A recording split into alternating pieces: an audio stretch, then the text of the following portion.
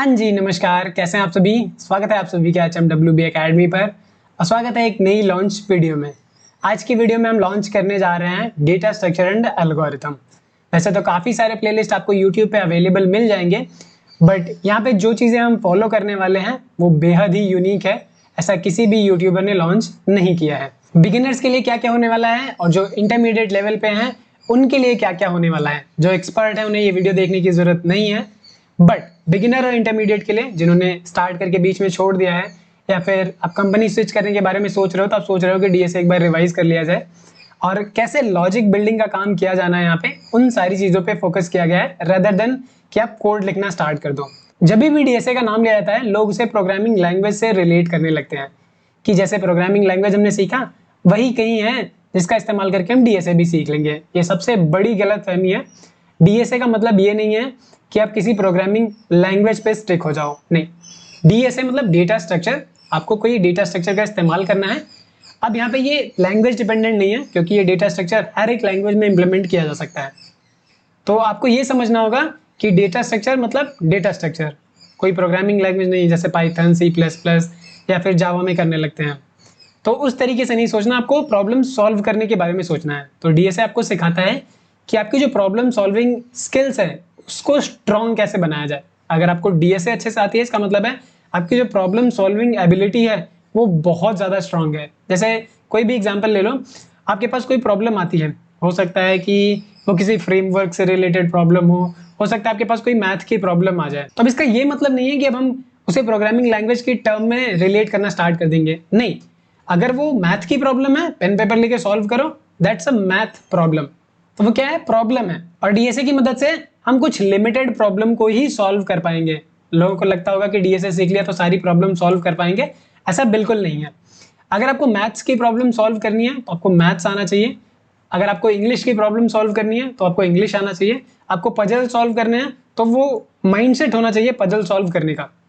हम जो डीएसए में सीखने जा रहे हैं एक पैटर्न सीखने जा रहे हैं कि हाँ, इस तरीके की प्रॉब्लम को हम इस पैटर्न से सॉल्व कर सकते हैं। अगर एग्जांपल लें, आपको दे दिया गया फैक्टोरियल निकालना किसी नंबर का, तो ये फैक्टोरियल मैथ की प्रॉब्लम है। हाँ, वो बात अलग है कि अगर मुझे इसे कंप्यूटर में फीड कराना हो तो मुझे किसी एक प्रोग्रामिंग लैंग्वेज की जरूरत पड़ेगी जिसका इस्तेमाल करके इसे मैं कंप्यूटर में फीड करा सकता हूँ इसके प्रोग्राम को। तो प्रोग्राम में आप कोई भी इनपुट दोगे तो आउटपुट आएगा। तो ये दोनों ही चीजें आपको अलग अलग समझनी है। तो यहाँ पे जो चीज हम मेन फोकस करेंगे, तो यहाँ पे जो हमारा मेन फोकस होगा वो होगा प्रॉब्लम सॉल्विंग। तो डीएसए की मदद से हम प्रॉब्लम सॉल्विंग सीख रहे होंगे, पर सारी की सारी प्रॉब्लम आप सॉल्व कर लो ये डीएसए पे डिपेंड नहीं करेगा। तो इसके लिए आपको और भी काफी सारी चीजों की नॉलेज होनी चाहिए। मैथ्स की नॉलेज होनी चाहिए अगर मैथ की प्रॉब्लम सॉल्व कर रहे हो। ऐसे जिस फील्ड में आप प्रॉब्लम सॉल्व करने का ट्राई कर रहे हो आपको उस फील्ड की नॉलेज होनी चाहिए। तो यहाँ पे कुछ कॉमन डेटा स्ट्रक्चर का इस्तेमाल करना है कि हो सकता है प्रॉब्लम सॉल्व करने के लिए आपको ये चीज की जरूरत पड़े, तो वहां पे ये सारे डेटा स्ट्रक्चर हम पढ़ने वाले हैं। कुछ एल्गोरिथम्स भी बनाए गए हैं जो किसी स्पेसिफिक सेट ऑफ प्रॉब्लम्स को सॉल्व करते हैं। तो अगर आप डाइक्स्ट्रास एल्गोरिथम लो या फिर ट्री का कोई एल्गोरिथम ले लो, स्ट्रिंग का कोई एल्गोरिथम ले लो, तो वहां पे वो सारे एल्गोरिथम किसी एक सेट ऑफ प्रॉब्लम को सॉल्व करते हैं। अब ऐसा नहीं है कि डाइक्स्ट्रा एल्गोरिथम आप उठा के किसी भी प्रॉब्लम में लगा दोगे, नहीं, वैसी सिचुएशन होनी चाहिए। तो इसी चीज को हम समझेंगे कि कौन सा डेटा स्ट्रक्चर कहाँ यूज करना है, कौन सी एल्गोरिथम कहाँ यूज करनी है, कौन सा पैटर्न कहाँ यूज करना है। अब पैटर्न क्या है उसके बारे में भी थोड़ी देर में समझेंगे। तो अब ये समझते हैं कि डीएसए सीखना इंपॉर्टेंट क्यों है। पहली चीज तो हमने समझी कि आपकी जो प्रॉब्लम सॉल्विंग स्किल्स है ये इसको और बढ़ाता है, इनहैंस करता है, आपको जो सोचने का तरीका है उसे बदलता है। तो ये सारी चीजें स्ट्रॉन्ग तो होंगी होंगी। दूसरा ये है कि आप ऑप्टिमाइज कोड भी लिख पाओगे अगर आप डीएसए करते हो तो। अब क्योंकि आप कंप्यूटर साइंस के स्टूडेंट हो तो ऑब्वियस सी बात है आप कंप्यूटर में प्रोग्राम ही लिखोगे, तो वहां पे भी मेमोरी इशू आता है, आपका प्रोग्राम कितना टाइम ले रहा है, टाइम का भी इशू आता है। तो इन सारी चीजों को हमें ऑप्टिमाइज करना होगा। अगर आप कोई वेबसाइट बनाते हो तो वहां पे भी ऑप्टिमाइजेशन पे फोकस किया जाता है कि आपका जो पेज है रिक्वेस्ट करते ही लोड होके यूजर को दिखे। कई कई वेबसाइट आपको ऐसी मिल जाएंगी जहां पे आप रिक्वेस्ट तो करते हो बट वो साइट आपको 10 से 15 सेकंड बाद विजिबल होती है। तो ये यूजर के लिए इश्यू है, यानी कि जो टाइम है उसे ऑप्टिमाइज करने की नीड है। और इसी तरीके से कोड ऑप्टिमाइज किया जाना है तो डीएसए इसमें आपकी हेल्प करता है टाइम और स्पेस को मैनेज करने के लिए। इसके अलावा कई सारी एल्गोरिथम हैं, जैसे सॉर्टिंग करनी है, आपको कोई प्रॉपर लिस्ट है उसमें सर्चिंग करनी है, इंडेक्सिंग कैसे काम करता है, कैसे कैशिंग वर्क करती है, या आपके जो वेबसाइट में सारी चीजें हैं ये किस तरीके से काम करती हैं, ये भी आप डीएसए की मदद से समझ सकते हो। तो डीएसए क्या करता है, इन सारी चीज़ों को भी समझने में आपकी मदद करता है। और अगर आप एक बार कॉन्फिडेंट हो गए तो सबसे इंपॉर्टेंट काम होता है एक डेवलपर का कोड डिबगिंग, कोड रीफैक्टरिंग। तो अगर आप डीएसए में कॉन्फिडेंट हो तो ये सारी चीज़ें भी आपकी स्ट्रांग हो जाती हैं कि आपको कोड को डीबग करना है, अच्छा ये प्रॉब्लम आ रही है, यहाँ पे देखना है, ऐसे देखना है, वैसे देखना है, अच्छा यहाँ पे टाइम ज़्यादा लग रहा है, इसको थोड़ा ऑप्टिमाइज करते हैं। तो ये सारा जो कॉन्फिडेंस है ना, आपको तभी आएगा जब आप डीएसए प्रॉपर सीख लोगे। तो ये कुछ इंपॉर्टेंट चीजें हैं जो आपको एक अच्छा डेवलपर बनने में मदद करती है, तो उसके लिए डीएसए सीखना जरूरी है। अब लोग कहते हैं कि प्रोडक्ट बेस्ड कंपनी में जाना है तभी डीएसए सीखो, सर्विस बेस्ड में आपको डीएसए की रिक्वायरमेंट नहीं है। प्रोडक्ट बेस्ड कंपनियां क्या करती है, खुद का प्रोडक्ट बनाती हैं, उसी पे काम करती हैं और उसी की मदद से जो है अपना रेवेन्यू जनरेट करती हैं। बट सर्विस बेस्ड कंपनियां ऐसी होती हैं, दूसरे के लिए काम करती हैं, यानी कि वो सर्विस प्रोवाइड करते हैं। अभी सर्विस कई तरीके की होती है, सॉफ्टवेयर एज ए सर्विस भी होती है कि आप अपना सॉफ्टवेयर दे रहे हो दूसरों को, या फिर आपको क्लाइंट का प्रोजेक्ट आया कि हाँ मुझे ये 3 महीने में बना के चाहिए, तो आपने क्या किया, बना के दे दिया। अब वो प्रोडक्ट आप बना रहे हो तो वहां पे भी आपको काफी सारी चीजों की रिक्वायरमेंट होती है। ऐसा नहीं है कि वहां पे आप कैशिंग बिल्ट नहीं करोगे, सॉर्टिंग या सर्चिंग इंप्लीमेंटेशन नहीं करोगे, सारी चीजें करोगे। तो फिर डीएसए सीखने से घबराना क्यों, आप सर्विस बेस्ड में हो या फिर प्रोडक्ट बेस्ड में हो, दोनों ही जगह काम आएगा आपके। तो जो लोग ये सोचते हैं कि प्रोडक्ट बेस्ड कंपनी में जाना है तो ही डीएसए इंपॉर्टेंट है, तो आपकी सोच बिल्कुल गलत है। अब सीखने में क्या ही जाता है, कुछ पैटर्न्स हैं, डेटा स्ट्रक्चर हैं जिनको सीखना है और फिर प्रैक्टिस करनी है। सारा खेल यहाँ पे प्रैक्टिस का है। चीजें आपको समझ में आ गई, वेल एंड गुड। अब प्रैक्टिस प्रैक्टिस प्रैक्टिस प्रैक्टिस, तो कॉन्फिडेंस इसी से आएगा जब आप प्रैक्टिस करोगे। तो जो लोग प्रैक्टिस करने से अवॉइड करते हैं तो वो तो डीएसए बिल्कुल भी नहीं सीख पाएंगे। और जो सीखना चाहते हैं और उन्हें टफ लगता है तो इस सीरीज को फॉलो करें, और यहाँ पे हम सारी चीजें एक एक करके समझेंगे। अब डीएसए में क्या क्या चीजें होती हैं और हम क्या क्या डिस्कस करने वाले हैं, इस पे फोकस करते हैं। अभी ये समझना बेहद जरूरी है कि डेटा स्ट्रक्चर होते क्या है, आखिर ये नाम क्यों दिया गया, नाम के अकॉर्डिंग काम भी है या नहीं। जैसा नाम से समझ आ रहा है, डेटा स्ट्रक्चर। तो जब भी मेमोरी में कोई भी डेटा सेव होता है तो ऐसे रैंडम सेव करने के बजाय हम प्रॉपर स्ट्रक्चर फॉलो करते हैं सेव करने के लिए। ये डिपेंड करता है कि हम उस डेटा को किस तरीके से आगे चल के यूज करने वाले हैं। तो डेटा को स्टोर करने के लिए हमारे पास कई स्ट्रक्चर अवेलेबल है। तो पहला जो स्ट्रक्चर है वो है एरे, इसको बोलते हैं एरे डेटा स्ट्रक्चर। अब इसमें क्या होता है कि आप ढेर सारा डेटा स्टोर कर सकते हो, ठीक है, ये लीनियर फॉर्मेट में होता है। तो जैसे कि अगर हम यहाँ पे बात करें, आपकी मेमोरी है और यहाँ पे हम इंटीजर स्टोर करने वाले हैं, तो इंटीजर 4 बाइट की मेमोरी एक्सेप्ट करता है, तो जो 4 बाइट की मेमोरी है वो यहाँ पे रिजर्व हो जाएगी। इस एरे में जो नेक्स्ट एलिमेंट है वो अगले 4 बाइट को क्या करेगा, रिजर्व करके रखेगा। फिर अगले एलिमेंट के लिए ये नेक्स्ट 4 बाइट को रिजर्व करके रखेगा, और इसी तरीके से अगले अगले अगले अगले नेक्स्ट 4 बाइट को ये रिजर्व करके रखता है। एरे में जो इंडेक्सिंग स्टार्ट होती है वो 0 से स्टार्ट होती है, और जितनी साइज होती है उससे कम तक इंडेक्स जाता है। ये सारी चीजें अभी हम इन डिटेल में समझने वाले हैं, बट अभी समझते हैं कि ये एक डेटा स्ट्रक्चर है, ठीक है। अब यहाँ पे कुछ लिमिटेशंस रही होंगी जिसकी वजह से हम लिंक लिस्ट का इस्तेमाल करते हैं, तो वो भी लिमिटेशन क्या है आगे चल के डिस्कस करेंगे, इतना हम अभी डिटेल में नहीं जा रहे हैं। तो लिंक लिस्ट जो है ये भी सेम एज एरे की तरह काम करता है, डेटा को स्टोर करने के लिए लीनियर फॉर्मेट में। तो ये भी हम आगे चल के समझेंगे लिंक लिस्ट, और प्रॉपर इस पे प्रॉब्लम सॉल्व करेंगे, ऐसा नहीं है कि बीच में छोड़ देंगे। इसके बाद हमारे पास आते हैं स्टैक और क्यू डेटा स्ट्रक्चर। अब इनका अपना अलग रोल है, इंडिविजुअल इनके कम प्रॉब्लम्स आपको देखने मिलेंगे। इन डेटा स्ट्रक्चर को दूसरे डेटा स्ट्रक्चर के साथ कंबाइन करके ज्यादा यूज किया जाता है। बात करें तो ट्री और ग्राफ में ज्यादा यूज करेंगे हम। तो स्टैक का मतलब है कि जैसे आप एक प्लेट के ऊपर दूसरी प्लेट रखते जाओ, तो ये क्या है, एक स्टैक है। अगर आपको प्लेट को निकालना है तो आप प्लेट को सिर्फ और सिर्फ ऊपर से निकाल सकते हो, और प्लेट को अगर डालना है तो ऊपर से ही डाल सकते हो। तो एक तरीके से हमारा प्लेट का स्टैक है। इसी तरीके से अगर किताबें रखी जाती हैं तो किताबें कैसे रखी जाती है, एक के ऊपर एक के ऊपर एक। अगर आपको नीचे वाले निकालनी है तो ऊपर वाली सारी हटानी पड़ेंगी, तुम नीचे वाली एक्सेस करोगे। तो स्टैक कुछ इसी काम के लिए बनाया गया है। एंड देन नेक्स्ट आता है क्यू। अगर आप टिकट काउंटर की लाइन पे लगे हो तो आपको ये चीज समझ में आएगी कि क्यू डेटा स्ट्रक्चर कहाँ इस्तेमाल करते हैं। तो एक लंबी लाइन लगी होती है, आगे वाला बंदा जाता है, टिकट लेता है, फिर वो बाहर निकल आता है, फिर आगे वाला बंदा जाता है, टिकट लेता है, बाहर निकल आता है। तो इस तरीके से अगर कोई नया बंदा आता है तो डायरेक्टली आगे नहीं जाएगा, वो पीछे लाइन में लगेगा, और जो पहले गया है वो पहले टिकट लेके निकलेगा, देन आप जाओगे। तो यहाँ पे ये स्ट्रक्चर जो है ये इसको हम बोलते हैं क्यू डेटा स्ट्रक्चर। यानी कि एक क्यू है, जो पहले आएगा उसका काम पहले होगा, जो बाद में आएगा उसका काम बाद में होगा। नेक्स्ट हमारे पास आते हैं ट्री और ग्राफ। इनको ऐसे डायरेक्टली समझ लेते हैं कि ट्री में हमारे पास एक रूट नोड होता है जहां से हम ट्री को स्टार्ट करते हैं, और इसके बाद इसके चाइल्ड आते हैं। तो left child, right child. Binary tree है तो सिर्फ 2 चाइल्ड होंगे, एनरी ट्री है तो उसमें n चाइल्ड होते हैं। अब यहाँ पे ट्री के ढेर सारे वेरिएशन है, वो भी एक एक करके समझेंगे और प्रॉब्लम भी सॉल्व करेंगे। इसके बाद आता है ग्राफ। तो ग्राफ में क्या होता है कि कोई नोड किसी दूसरे नोड से कनेक्टेड होता है। यहाँ पे जो हम बोल रहे थे पेरेंट और चाइल्ड, यहाँ पे इसको हम बोलते हैं नोड या फिर वर्टेक्स। तो अलग अलग टर्मिनोलॉजी है कि कौन सा टर्म कहाँ इस्तेमाल करना है, और ये कुछ इस तरीके का स्ट्रक्चर होता है। इसमें कोई भी रैंडम नोड किसी भी रैंडम नोड से कनेक्ट हो सकता है। तो इसका अगर सीधा सीधा एग्जांपल देखें तो आपका जो गूगल मैप है वो प्रॉपर ग्राफ पे काम करता है कि आपको अगर एक नोड से दूसरे नोड पे जाना है, अभी एक नोड से दूसरे नोड मतलब एक जगह से दूसरी जगह, तो आप क्या करते हो, अपनी लोकेशन डालते हो, जहां जाना है वहां की लोकेशन डालते हो, वो आपको बता देता है कितना दूर है और कौन सा रास्ता सबसे शॉर्टेस्ट है, आपको कम टाइम में पहुंचा देगा। तो ये सारी चीजें हैं, ये ग्राफ से रिलेटेड है और इसमें ढेर सारी एल्गोरिथम भी है, तो वो हम इन डेप्थ पढ़ेंगे आगे चल के।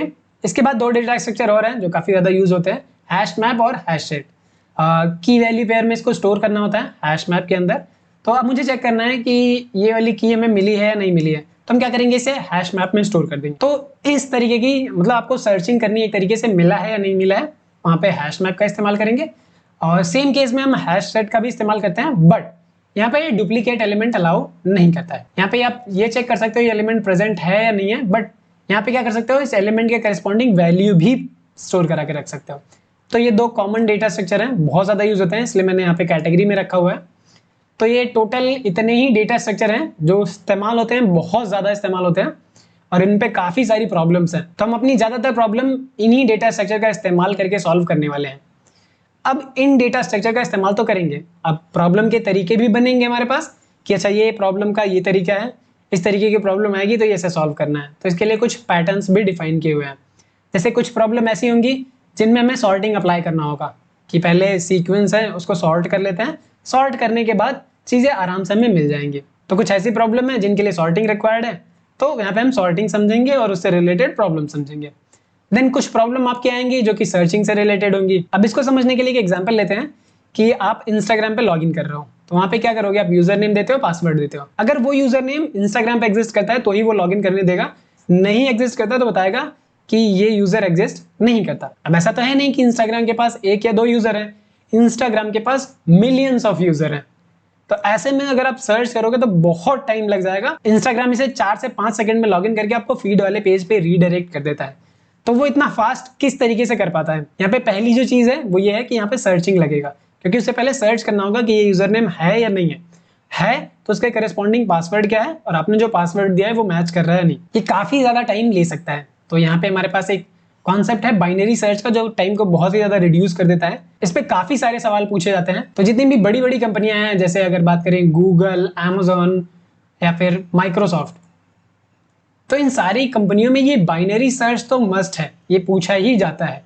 आपको इस चीज की नॉलेज होनी बेहद जरूरी है क्योंकि ये सर्चिंग को बहुत ही ज्यादा ऑप्टिमाइज कर देता है। इसके बाद हम बात करेंगे 2 पॉइंटर्स, यानी कि आपके पास कोई भी सीक्वेंस हो, चाहे वो ट्री हो, ग्राफ हो, एरे हो, लिंक लिस्ट हो, स्टैक हो, की हो, तो यहाँ पे हम 2 पॉइंटर का कॉन्सेप्ट इस्तेमाल करेंगे। एक पॉइंटर किसी एक वैल्यू को पॉइंट कर रहा होगा, दूसरा पॉइंटर हमारी दूसरी वैल्यू को पॉइंट कर रहा होगा।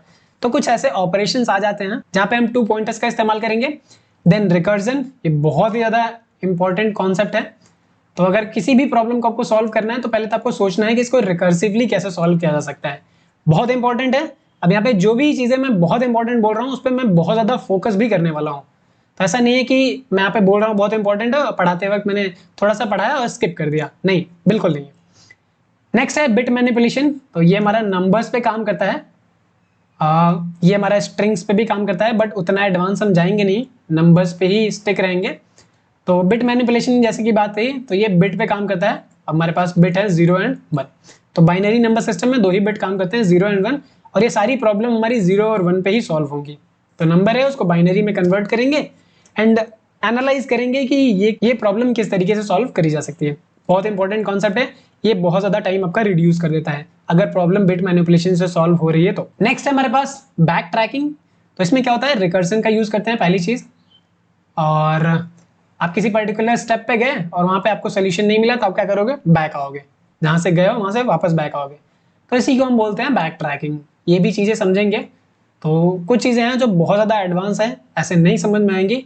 आप कुछ प्रॉब्लम सॉल्व कर लोगे, कुछ डेटा स्ट्रक्चर समझ लोगे तो ही ये प्रॉब्लम समझ में आएंगी। इसी तरीके से हमारा डायनेमिक प्रोग्रामिंग है, ये रिकर्जन को ऑप्टिमाइज करता है। ठीक है, अब रिकर्जन की एक लिमिटेशन है कि बहुत ज्यादा रिकर्सिव कॉल आप नहीं कर सकते, मेमोरी का इश्यू आता है और क्रैश होने के चांसेस ज़्यादा होते हैं, तो वहाँ पे हम ऑप्टिमाइज करते हैं इसको। तो यहाँ पे हम बोलते हैं ऑप्टिमाइजेशन को डायनेमिक प्रोग्रामिंग। इसके बाद मर्ज इंटरवल एक है, तो इस पे काफ़ी सारी प्रॉब्लम्स बनती हैं और एक ही कंपनी है जो इस पे ज़्यादा सवाल पूछती है, वो है गूगल। बाकी सारी कंपनियां इस पे कम सवाल पूछती हैं, बट गूगल में अक्सर करके पूछ लिया जाता है। इसके बाद आता है स्लाइडिंग विंडो, कि अगर आप किसी भी प्रॉब्लम को सॉल्व कर रहे हो, लेट्स से हमारे पास कोई एरे है, कोई स्ट्रिंग है, तो हम क्या करेंगे, एक सेट ऑफ विंडो लेंगे इसमें से और चेक करेंगे कि वो प्रॉब्लम सॉल्व हो रहा है कि नहीं इस विंडो से। नहीं तो क्या करेंगे, इस विंडो को स्लाइड करेंगे, एक एक करके स्लाइड करके आगे जाएंगे। तो इसी वजह से नाम है इसका स्लाइडिंग विंडो, कि एक सेट ऑफ एलिमेंट का विंडो लेंगे और उसी को स्लाइड करते हुए आगे जाएंगे जब तक हमारी प्रॉब्लम सॉल्व ना हो। अब ये पैटर्न कब दिखते हैं, प्रॉब्लम को देखते ही आप कैसे समझ पाओगे कि हाँ यही पैटर्न लगाना है, ये सारी चीज़ें हम डिस्कस करेंगे। And then finally strings algorithm के बारे में हम बात करेंगे।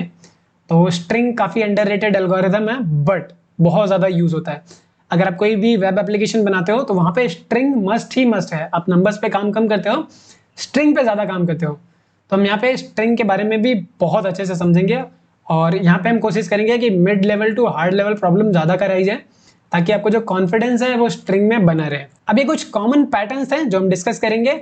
इसके अलावा भी कुछ पैटर्न्स हैं जो हम बीच बीच में डिस्कस करेंगे। यहाँ पे मैंने उसको मेंशन नहीं किया है क्योंकि इन सारे पैटर्न को जब हम डिस्कस करेंगे तो वो उसी में इंक्लूड हो जाएगा। तो मैं यहाँ पे बता दूंगा कि ये पैटर्न यहाँ पे लग रहा है, तो इस तरीके से भी आप सोच सकते हो। अब पहली चीज हमने देखी कि डीएसए सीखना इंपॉर्टेंट क्यों है।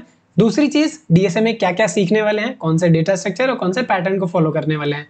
अब तीसरी सबसे इंपॉर्टेंट चीज यहाँ पे ये है कि किस तरीके से सीखेंगे। तो जी हाँ, एक स्ट्रक्चर है जिसे हम फॉलो करने वाले हैं। तो इसके लिए मैंने एक प्रॉपर सीट बना रखी है, सीखो डीएसए नाम से। यहाँ पे मैंने डेटा स्ट्रक्चर और पैटर्न वाइज प्रॉब्लम को ऐड किया हुआ है। यहाँ पे काफ़ी सारी प्रॉब्लम्स एडेड हैं और भी काफ़ी सारी प्रॉब्लम्स है जो मैं ऐड कर रहा हूँ अभी, आने वाले कुछ दिनों में ये ऐड हो जाएंगी।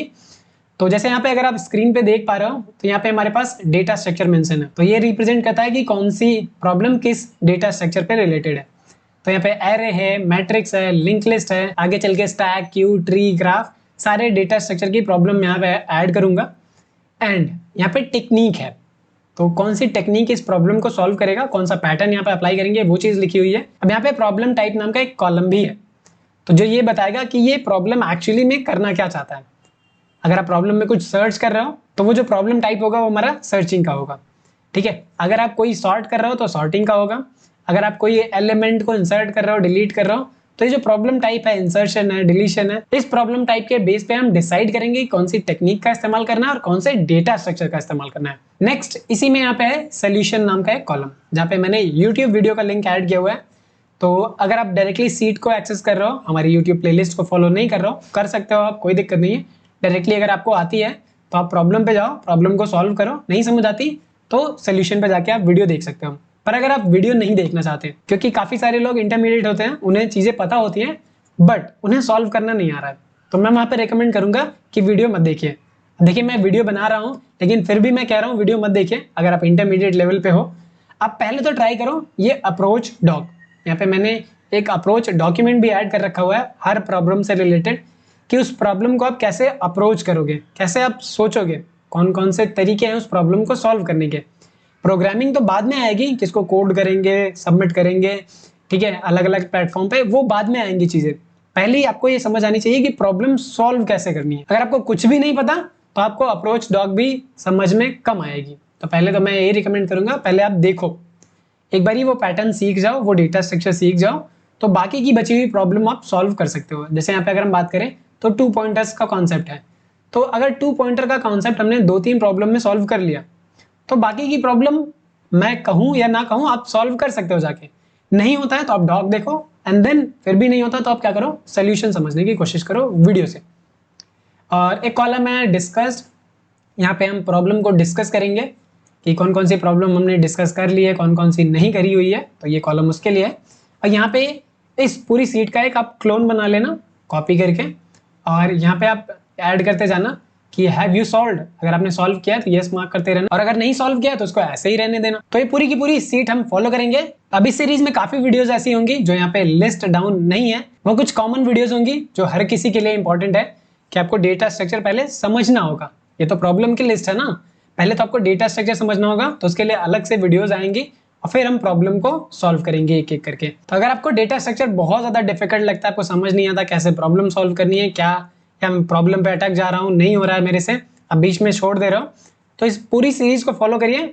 मैं गारंटी के साथ कहता हूँ कि एक बार ये पूरी सीरीज आप फॉलो कर लोगे तो आपको डेटा स्ट्रक्चर में इतना कॉन्फिडेंस जरूर आ जाएगा कि आप इंटरव्यू को आराम से क्रैक कर सको। काफी सारे लोग सिर्फ और सिर्फ इंटरव्यू के लिए डेटा स्ट्रक्चर पढ़ते हैं, वो भी ठीक है, उसके लिए भी आप सीख सकते हो, प्रॉब्लम सॉल्विंग के लिए भी आप सीख सकते हो। तो मेरा जो एम है वो तो प्रॉब्लम सॉल्विंग है, बट इंटरव्यू में भी आपको काफी ज्यादा मदद मिलने वाली है। तो इस लॉन्च वीडियो में इतना ही। आई होप कि ये वीडियो अच्छी लगी होगी और आने वाली वीडियोस हाई क्वालिटी रहने वाली हैं, तो वो भी आपको पसंद आएंगी। मिलते हैं हम हमारी नेक्स्ट वीडियो में, तब तक के लिए कीप लर्निंग। नमस्कार।